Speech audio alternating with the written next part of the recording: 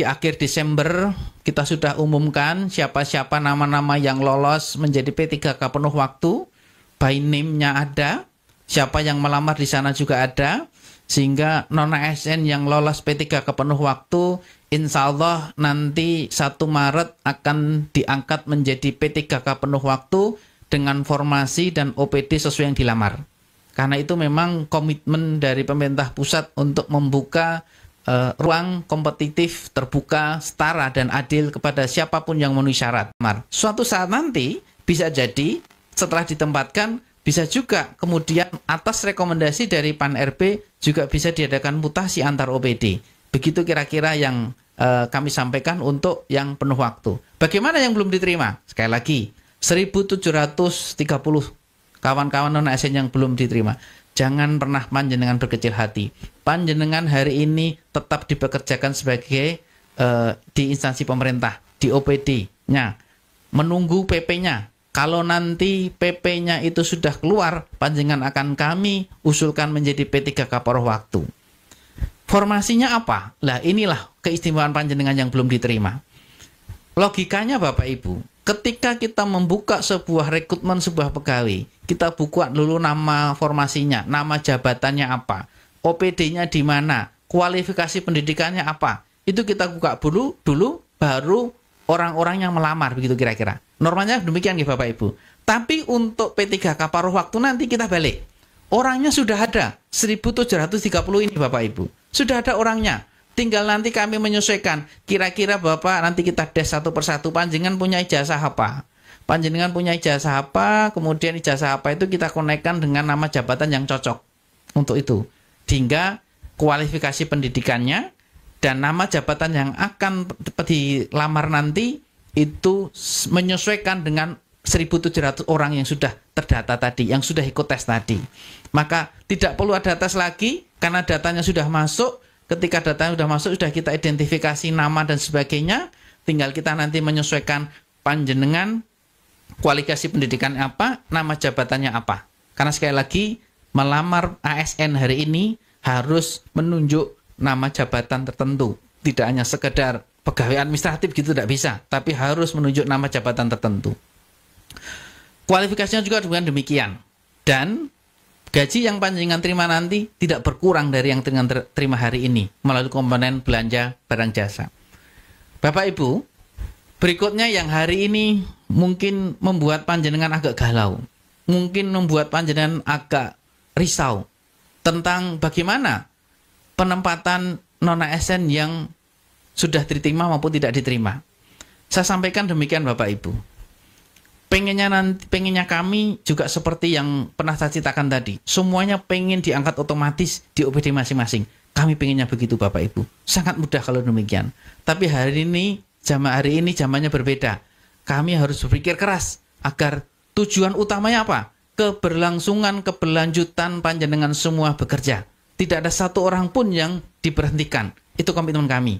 Maka ketika anggaran 2025 harus dibuat sebelum bulan Agustus, sebelum bulan September ketika pembahasan di DPRD, itu anggaran gaji baik yang P3K penuh waktu maupun P3K paruh waktu itu harus sudah masuk dalam APBD. Maka waktu itu kami belum bisa memetakan siapa diterima di mana karena memang belum diumumkan. Ketika diumumkan di akhir Desember kemarin, APBD 2025 sudah jadi. Sudah jadi. Sehingga berapa orang di OPD tersebut sudah ada di dalam APBD. Maka Bapak Ibu dengan mohon dengan sangat, nanti ketika kawan-kawan dari OPD lain yang diterima di OPD panjenengan, mohon dengan sangat itu juga saudara-saudara kita. Itu juga kawan-kawan kita yang harus kita terima sebagai mitra kerja kita.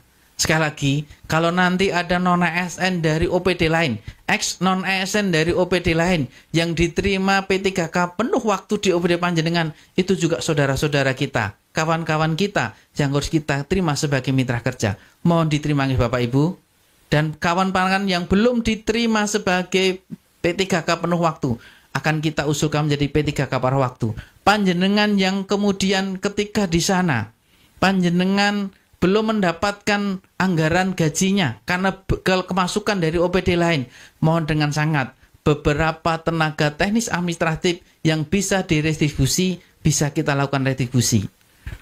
Sehingga kita akan petunjuk pimpinan, petunjuk Bu Wali Kota, petunjuk Pak Sekda dan Bapak Ibu yang ada di pimpinan, mengambil keputusan bahwa nanti setelah 1 Maret, setelah ada pengangkatan P3K penuh waktu, yang diterima penuh waktu, diangkat menjadi P3K penuh waktu di OPD yang dilamar, kawan-kawan yang belum sambil menunggu nanti Bapak Ibu. Sekali lagi, sambil menunggu nanti pengangkatan P3K paruh waktunya.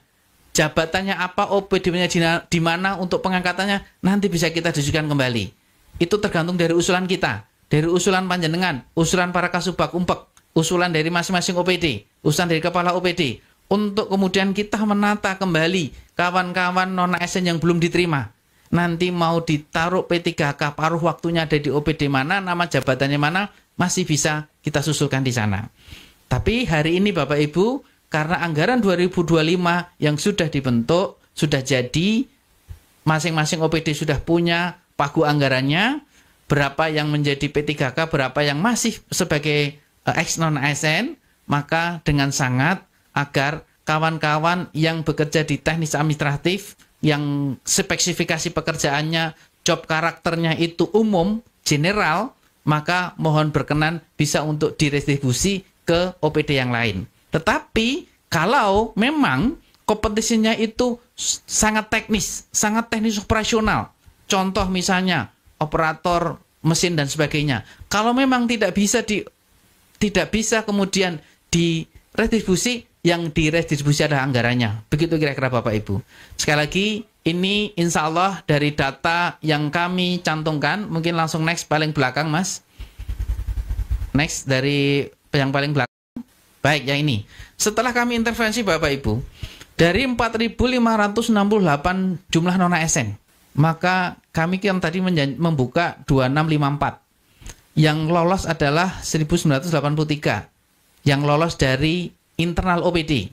Yang lolos dari eksternal OPD sebanyak 361. Sekali lagi 361. Yang 361 ini kalau nanti memang keahliannya bisa redistribusi ke OPD lain, maka akan diretribusi. Kalau keahliannya tidak bisa diretribusi, maka anggarannya yang diretribusi. Distribusi maksud kami. Sehingga 361 ini insya Allah belum mencapai kira-kira 8%-nya dari 4.500, kira-kira. Belum mencapai 10%. Sehingga 361 ini saya mohon dengan sangat panjenengan, yang paling utama hari ini panjenengan adalah orang-orang yang masih sangat dibutuhkan keahliannya. Begitu kawan-kawan yang dapat saya sampaikan, dan sekali lagi dalam kesempatan ini sudah banyak yang panjang lebar saya sampaikan. Sekali lagi nanti akan saya buka forum tanya jawab. Yang paling penting yang perlu kita garis bawahi Bapak Ibu, bahwa panjenengan, khususnya panjenengan hari ini yang belum diterima sebagai P3K penuh waktu, maka jangan khawatir, panjenengan tetap dipekerjakan, dan kami terus berupaya untuk mengupayakan P3K paruh waktu secepat-cepatnya setelah PP-nya dikeluarkan. Dan kami juga mengharap Anda panjenengan semua tetap bekerja dengan tenang. Dan saya selalu mengajak kepada panjenengan semua tentang rasa syukur. Karena apa? Alhamdulillah Pemerintah Kota Semarang komitmen untuk terus mempekerjakan, menggaji yang tidak kurang dari penghasilan tahun sebelumnya. Itu adalah sebuah rasa syukur yang sangat luar biasa bagi kita. Dan insya Allah barang siapa yang bersyukur, nikmatnya akan terus ditambah.